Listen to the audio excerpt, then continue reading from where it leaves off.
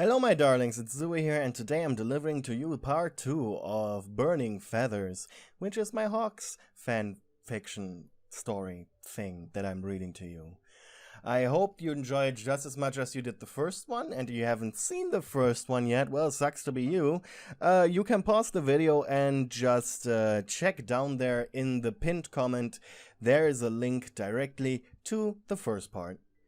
Anyways, if you have done watching part 1, why don't you listen for a moment and watch this video until the end, like or dislike and comment something down below.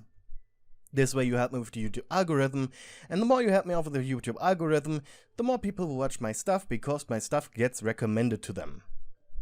Lastly, any art of fan work is appreciated greatly due to the fact that this also increases word of mouth, and, you know, it's essentially sharing my stuff. Just share my stuff around. Please do that.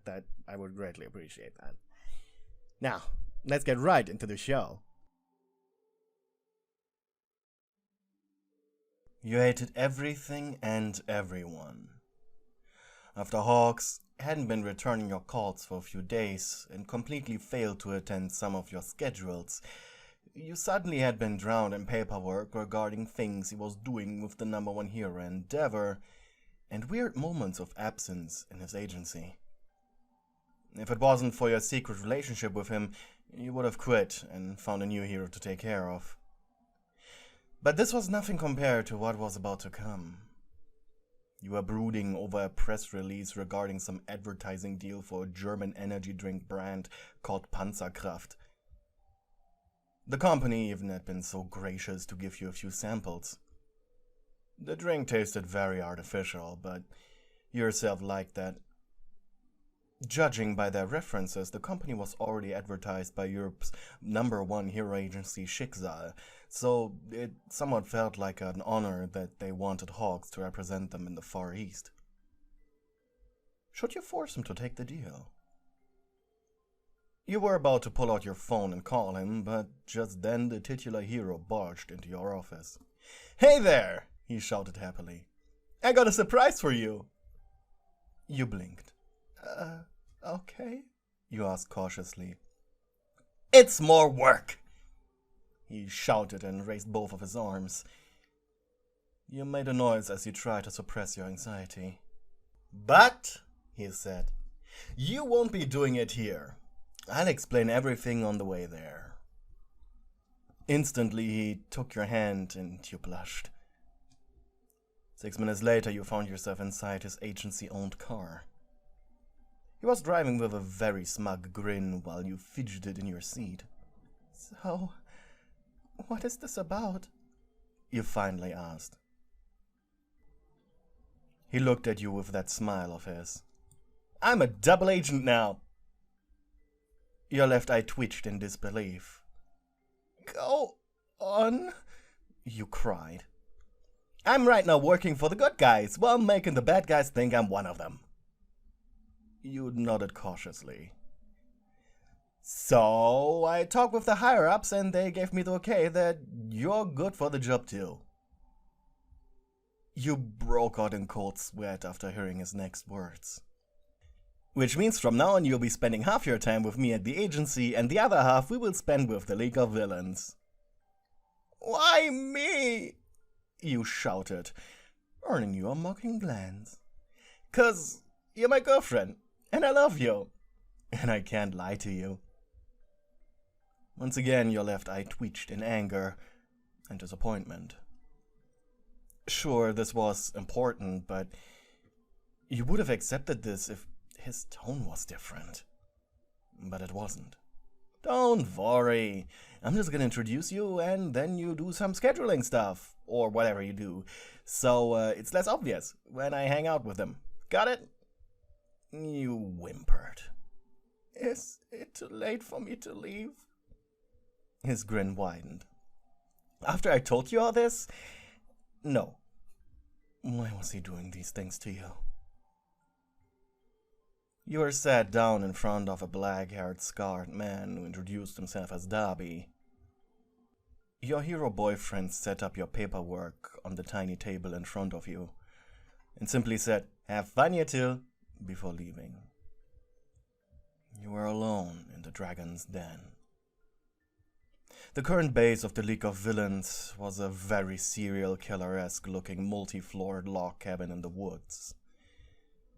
The place itself, however, didn't look as bad as you thought. It was clean-ish.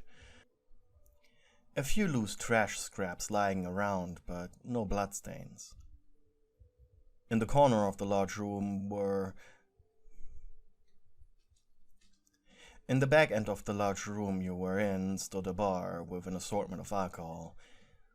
It was also the most modern-looking part in the room. A sad little light bulb hung above the table you were sitting in front of. Dabi had taken up a mockingly relaxed pose on the couch behind the table, and was staring at you with eyes that gleamed with sadistic glee. Suddenly he spoke. "We're all friends here." His words hit you like a knife. "Why so tense?" His lips perked up into a smile, like he was looking at a juicy steak. "Go on. Do your fucking job." You turned your attention to the paperwork Hawks had packed for you. It was all the files and papers you had just worked on in the agency, but now they were disorganized. You broke out into cold sweat as you began sorting them. The table was much smaller than the one in the agency and required you to lean over it. You could practically feel his gaze over your cleavage. "Huh. You suck at this," he said. You ignored him. Another few minutes passed with you desperately trying to work through these papers. A real manager would have finished this by now. Why was this guy taking on the role of your inner voice? You already had an inner voice. You didn't need him to add on that. A good manager could deal with this. He continued these jabs until finally you gathered enough courage to glance at him. He was chewing on his fingernails with a very bored expression. All this was suddenly interrupted by a door flying open, and a white-haired man with very dry skin entered. He stepped lightly into the room like a ghost. Dabi didn't pay him any attention, but you felt like you were sitting on hot coals. "And who is this little bird?" the ghost hissed as he approached you. "Manager of Hawks," said Dabi with disinterest. The man now approached you and stopped right next to you. His eyes were running over you, occasionally stopping to turn their attention to Dabi, who was still just nibbling on his scarred fingers. "I don't trust this one." Immediately Dabi's ears twitched. "Oh, really now?" "We should kill her before she does anything stupid," said the other. Your eyes widened in fear as the white-haired man leaned over the couch's armrest, his gloved hands reaching for your throat. Panicking, you looked over at Dabi, his strong hands wrapped around your windpipe. You gurgled and gasped for air as your own quickly grabbed his arms, desperately trying to pull away. The first thing you felt was a feeling similar to that of your eyeballs popping out of their sockets. Then your head began to spin as you desperately gasped for air. How was he so casual about this? Your heart began to race, wasting precious oxygen. You clawed at his arms and used that last breath of yours to scream for help, but only a sickly gurgle escaped your lips. Stars suddenly appeared in your vision, and Dabi chuckled. "You're actually killing her, Tomura." Whatever," was the man's only response. You felt your senses becoming dull, and the whole world felt as if it slowed down. The only thing you could hear now was your slowing heartbeat. And then, the pressure on your throat was suddenly gone. Instinctively, you took in as much air as you could, only to, ironically, choke on it and cough.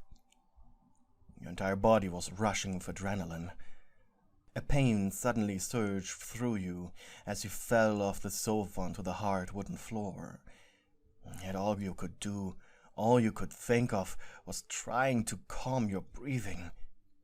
Your throat hurt, and every little muscle movement sent waves of burning pain throughout your entire being. And yet still you were pathetically coughing, until one singular wave of air made its way down into your lungs.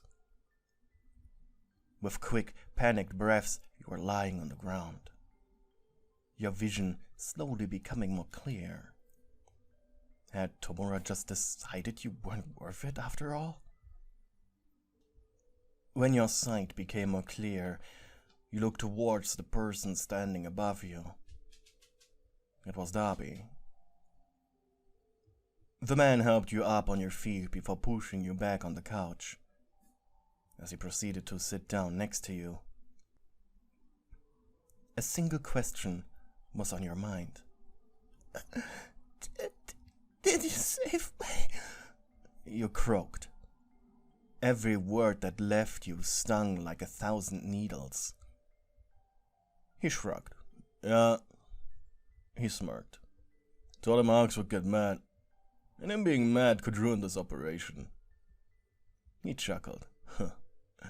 I mean, I did like those sounds you were making. You looked away and blushed as you rubbed over your throat. Dabi grinned and put one arm around your shoulder. I mean, I really like those sounds you were making. Your eyes filled with water as he continued. You made a sound similar to a scoff. You know where I come from? We thank people.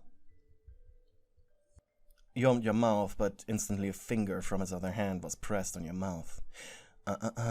No. Not talking about doing that.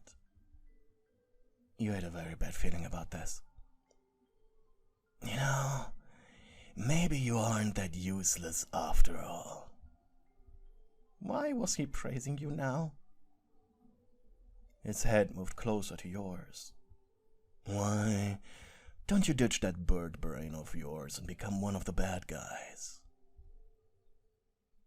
With a shaking hand, you pressed against his chest to get him off of you, but he was stronger. I can't,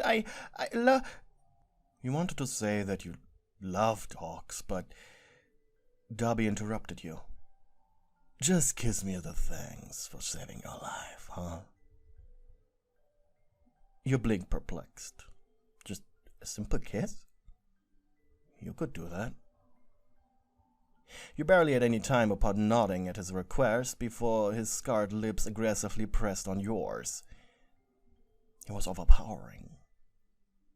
Dabi ravenously, greedily forced open your mouth as he plunged his tongue into yours. As he plunged his tongue deep into your throat. Again you pushed against him, but in return he just threw himself on top of you, pinning you onto the sofa. Vomit-inducing, slurping sounds filled your ears as he began to hungrily suck on your insides. Your eyes rolled back. You were overwhelmed with fear. And then, click. Slowly your eyes moved over to the noise. It was a phone held up by his left hand. Dabi immediately retreated from your mouth, wiping away your spit from his face. Huh, gotcha, you whimpered. So, little fuckmeat, what are you willing to do for me to not send this to your little pigeon, huh?